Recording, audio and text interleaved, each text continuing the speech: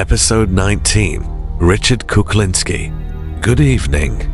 Welcome to Red Frequency TV, where the signal is weak, but the stories are real. Episode 19, Richard Kuklinski. Before he became known as the Iceman, Richard Kuklinski looked like an ordinary family man living in New Jersey.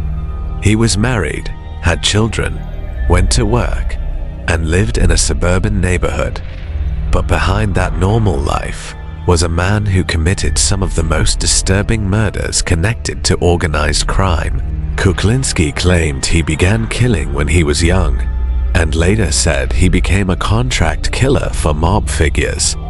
He earned the nickname the Iceman because he reportedly froze one victim's body to confuse investigators about the time of death. For years, Kuklinski maintained a terrifying double life. At home, he could appear to be a husband and father.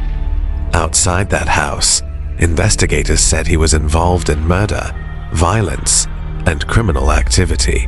His reputation grew because of the stories he told about his killings. He claimed to have murdered dozens of people, sometimes saying the number was more than 100. But not every claim was ever proven, and investigators have questioned parts of his story. What is known is already disturbing enough. In 1986, investigators finally brought Kuklinski down after an undercover operation.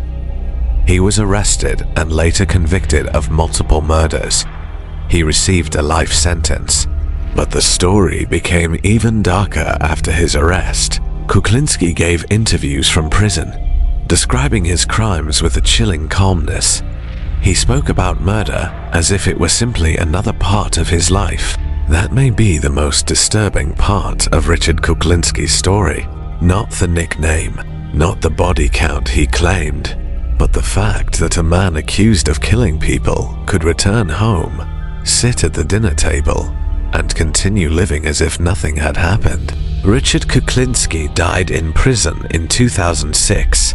The Iceman was gone, but the questions surrounding how many people he actually killed remain frozen in the dark. And there was another side to the case that made Kuklinski so difficult to understand.